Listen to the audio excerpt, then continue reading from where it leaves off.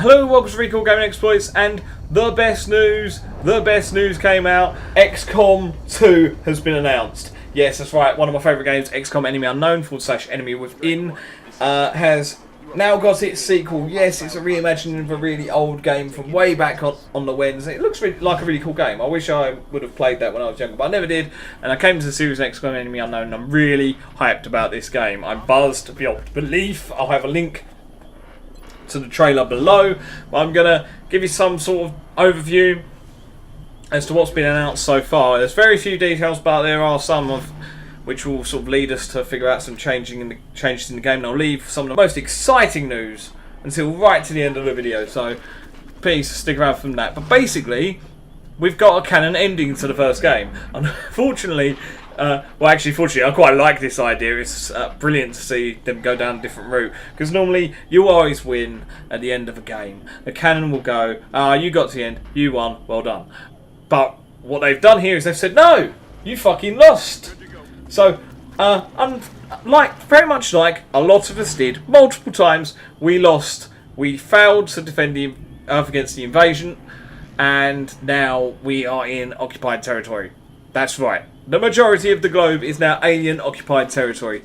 Whatever's left of any resistance force or XCOM is left scattered and decimated across the planet, and now the aliens are ruling in their sort of metropolises that they've set up around the globe, and they're sort of like got a draconian, like Big Brother sort of state where ID checks are everywhere, and they're eliminating anyone who dissent from the New Order that they've brought upon us. So yeah, you are the last thing. You are the last stretch of free humans in the outskirts of the globe, and you are trying to scrape together anything you can to mount a worthy counter-attack. Basically, that's what you're doing. You're literally on the run.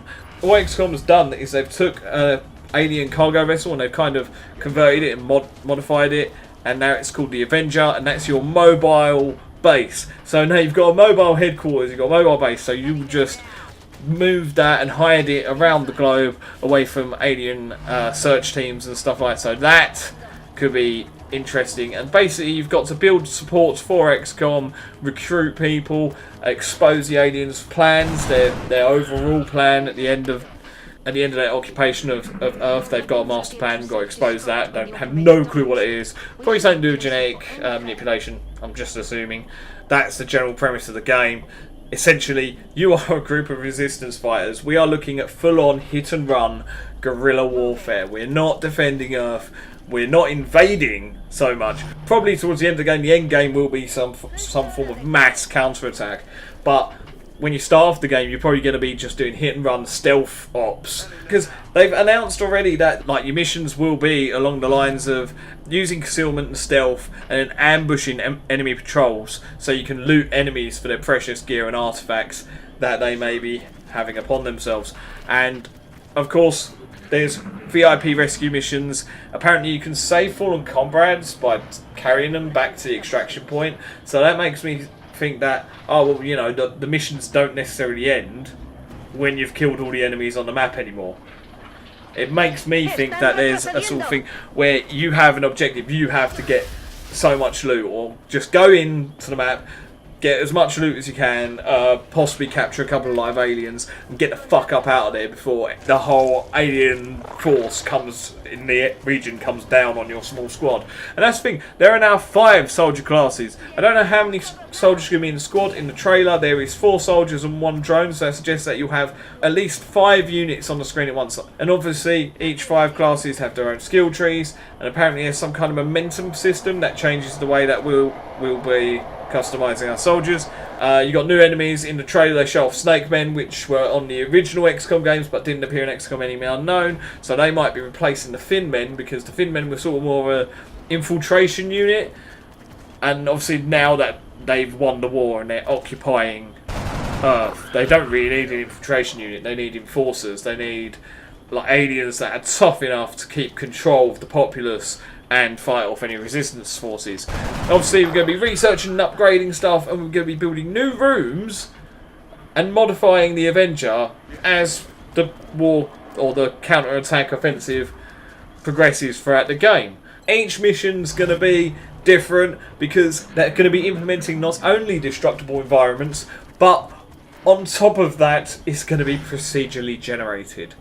Now, I hope that this doesn't make a lot of the maps seem samey, but that does mean that each map's going to be random. We're not necessarily going to be landing on the same map multiple times. If you played XCOM, Enemy Unknown or Enemy Within, and played through multiple times, you would have found at least a few maps repeating. If you're like me and you played it a lot and failed most of the time, you'll find that you have actually played through a lot of the maps many times over. So hopefully that won't happen so much in this game. The visuals, I think, look gorgeous. They're just pretty enough, but they still sort of keep the style that they had back on Enemy Unknown, which I did like, but they have definitely upgraded that. And one of the best things that they have announced, I mean, obviously we have head-to-head multiplayer like we did before on randomly generated maps now, so that's good.